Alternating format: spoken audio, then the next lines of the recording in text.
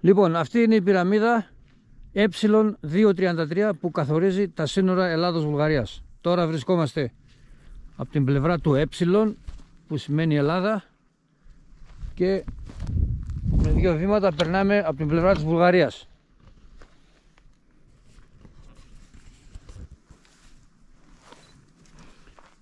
Και κάπως έτσι ήταν ολόιδιες όταν είχα πάει στα αλβανικά σύνορα με το στρατό. Ε από μια μεριά, Α από την άλλη στα αλβανικά. Εδώ Ε από μια μεριά, Β από την άλλη. Και τώρα ξεκινήσαμε για το φυλάκιο του Τσάκαλου. Είναι ψηλά σε μια κορυφή, κοντά στα σύνορα της Βουλγαρίας, μέσα στο δάσος Καράντερε, δηλαδή στο δάσος Ελατιάς.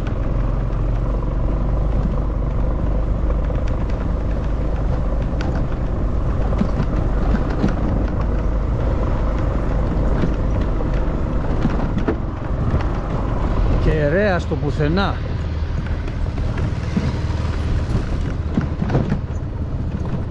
Κεραίες είναι τηλεπικοινωνίας.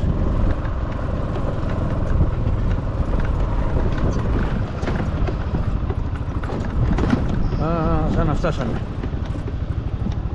Αυτό πρέπει να είναι το φυλάκιο του Τσάκαλου.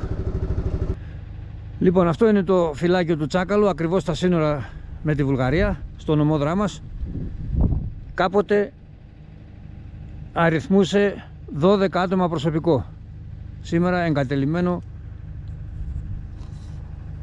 στη μοίρα του. Όλη αυτή η απέραντη έκταση είναι το δάσος Καράντερε, το δάσος Ελατιάς.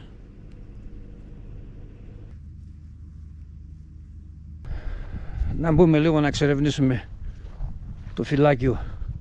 Κάποτε είχε ζωή εδώ, μέσα στην καταπράσινη φύση.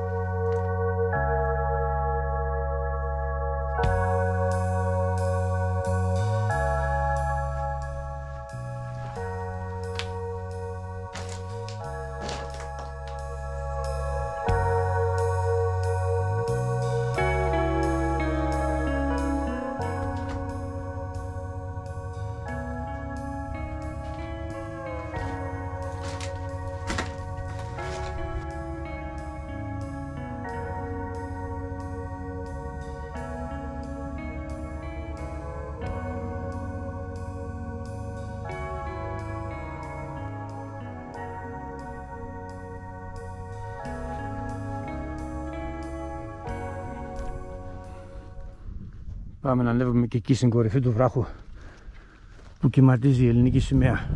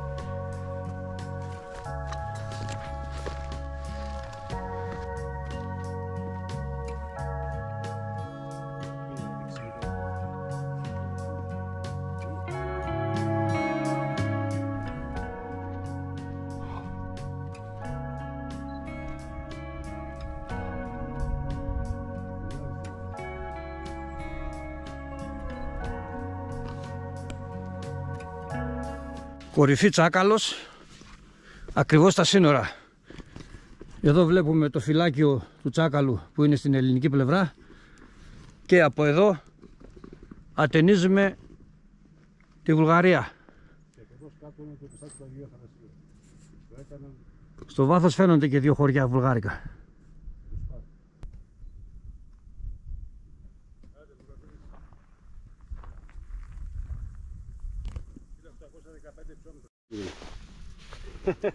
Λοιπόν, πάμε να επισκεφτούμε και το εκκλησάκι εδώ του Αγίου Αθανασίου, που κάνει συντροφιά στο φυλάκιο του Τσάκαλου εδώ και πολλά χρόνια.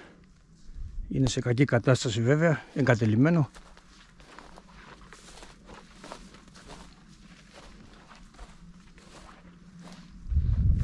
Είναι κάτω από τη σημαία. Εδώ η σημαία, εδώ η είσοδος.